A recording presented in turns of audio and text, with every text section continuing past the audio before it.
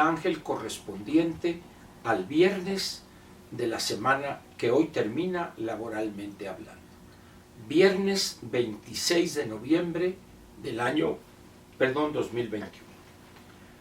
Voy a comentar algo hoy con usted que sucedió hace unos cuantos días, este domingo que recién pasó, domingo 21 de noviembre.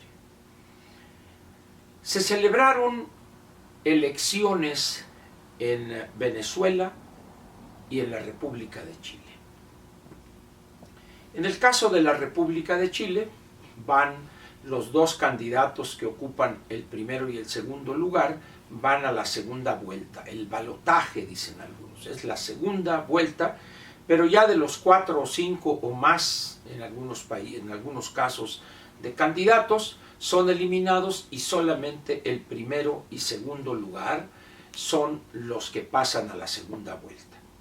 Entonces eso es normal, vamos a esperar al 19 de diciembre cuando se realice esta segunda vuelta y ya veremos quién es el triunfador. Pero no me interesa tocar hoy el tema de la República de Chile.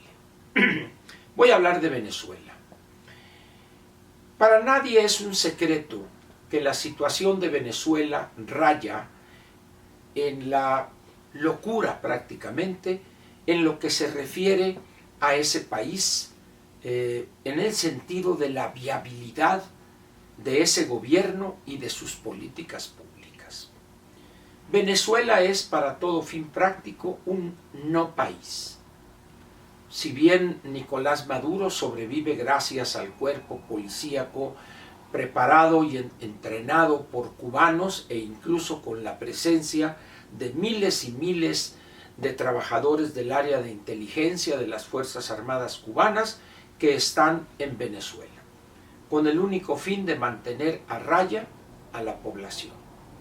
Mediante técnicas de espionaje diversas, abrir correspondencia, intervenir teléfonos, escuchar grabaciones sin orden judicial alguna, espiar a las personas, etcétera, etcétera. Pero eso no es nuevo. Desde la época del finado Hugo Chávez, aquello ya era una cosa normal en Venezuela. Con Nicolás Maduro las cosas se han complicado, producto de la tragedia económica, y recientemente han sucedido cosas curiosas, donde aquellos que rechazan el imperialismo y todo el discurso ese que ya conoce usted, prácticamente han dejado de utilizar el bolívar para cambiar al dólar. Hoy en Venezuela el dólar es prácticamente la moneda de curso legal. Bien, en estas elecciones uno habría pensado que ante la tragedia que nadie puede ocultar, es más que evidente en todos sentidos en Venezuela, la oposición al partido de Nicolás Maduro iba a obtener una victoria aplastante. Prácticamente, diría uno desde la distancia, pues no se necesita hacer una campaña muy complicada, basta con pedirles a los ciudadanos que vean lo que los rodea y que habría más de eso si votaren por Nicolás Maduro o por los candidatos de su partido. Sin embargo, sucedió lo que algunos que no le entienden a esto de la política tenía que suceder. Nicolás Maduro obtuvo, con todas las triquiñuelas que se puede usted imaginar, las maromas pseudojurídicas, etcétera, etcétera, obtuvo una victoria aplastante, tanto en el número de gobernaturas, creo que de 23 obtuvo 20, y creo que una está todavía en veremos, de tal manera que podría obtener el triunfo en 21 estados en Venezuela. Y en el caso de el Congreso, de 335 integrantes, obtuvo 200 en un primer conteo. En pocas palabras, pues, una derrota aplastante para las fuerzas de oposición. Vendrían ahora las preguntas en cascada. ¿A qué se debe esa derrota aplastante de la oposición en Venezuela cuando hace no mucho tiempo un gobernante de facto era reconocido por algunos países en Europa, por Estados Unidos todavía, y esta vez, como digo, o meses después de aquel reconocimiento al señor Guaidó, que algunos lo llaman algo así como presidente en funciones o algo así, hoy la oposición fue borrada del mapa venezolano. Es evidente que debe haber alguna explicación, con diversas facetas, diversos elementos, pero hay algo que sorprende al margen de las razones que se den para esa victoria. Y es una sola pregunta con la cual resumo eso. ¿Cómo es posible que en un país donde de alguna manera se realizó un proceso democrático, que es elegir gobernantes, en este caso gobiernos subnacionales o estatales, como decimos en México, y la integración de la Asamblea Nacional? ¿Cómo es posible ese triunfo? Observadores del exterior presenciaron, etcétera, lo que usted guste y mande.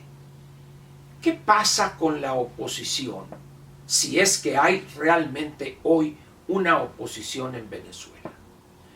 ¿Estarán resignados a vivir por siempre en esa situación de desastre total, donde prácticamente ni siquiera la compañía petrolera, que llegó a extraer diariamente más de 4 millones de barriles diarios, hoy prácticamente no extrae un solo barril? Un país en esas condiciones que, dadas las condiciones que hay de embargo, impedimento para adquirir o que lleguen barcos a puertos venezolanos, etcétera, ni siquiera gasolina puede importar porque no refina ya Venezuela para tener su propia gasolina. ¿Por qué la gente sigue votando de esa manera por un gobierno como el que encabeza Nicolás Maduro? ¿Resignación podría ser? ¿Acaso una esperanza remota de que las cosas cambien? ¿O la aceptación del dólar como moneda de curso legal? Algunos ingenuos pensarán que eso dará por resultado que Nicolás Maduro cambie, aplique políticas públicas sensatas. Y la otra es la más importante y que vale la pena señalar por las enseñanzas que podría tener para México: la división de la oposición. Dice uno, ¿cómo es posible que ante eso que se padece en Venezuela, que se padece desde hace varios años, sean tan mezquinos los grupos de oposición que no aceptan sacrificar algunas posiciones o lo que fuere en aras de mantener una posición única para enfrentarse a los candidatos del gobierno? ¿A qué se debe eso? ¿Mezquindad? ¿Alguien que se aferra en una expresión casi de soberbia absurda? ¿Pretender presumir yo fui candidato? No lo sé, no conozco Venezuela. Lo que sí sé es, y lo documentan las notas al respecto, es la profunda e inexplicable división entre los diferentes grupos que conforman lo que podríamos llamar la oposición venezolana. Alguien me dirá, Ángel, ¿qué sentido tiene hablar de Venezuela? Está tan lejos de nosotros. Ya incluso los más acelerados loquitos en alguna parte del país ya ni siquiera hablan de dictadura chavista, porque ni siquiera habría con qué mantenerla. Permítame. Entonces, ¿por qué hablo de Venezuela. Porque el año próximo, en el 2022, se van a llevar a cabo 6 elecciones en nuestro país en igual número de entidades federativas. Y el año 2023, 2 más. Es decir, en 2 años, prácticamente de aquí a junio del año 2023, se celebrarán 8 elecciones en el mismo número de entidades federativas. Y quiero dejarle a usted estas preguntas. ¿Piensa usted que la oposición, la alianza Va por México, se mantendrá combativa, unida, con un candidato único para la gubernatura, con una, vamos a decir, una propuesta al elector única, clara, sencilla, con una consigna muy clara, corta, de tal manera que el ciudadano entienda perfectamente de qué se trata? ¿Entenderá el ciudadano que es la oposición buscar defender o detener esta degradación con Morena al frente en esos 6 estados de la República?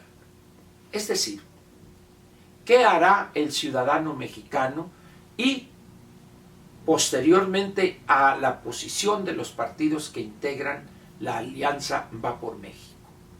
¿Qué harán estos 3 partidos, PRI, PAN, PRD? Y como respuesta, ¿qué hará el ciudadano? ¿Votará por ellos ante una proposición interesante? Seguramente. Otros dirán que no, que son fórmulas conocidas, que han probado que no funcionan. A cambio, otros dicen es que en Morena, y si nos dan dinero, nos apoyan, y el presidente, etcétera, etcétera.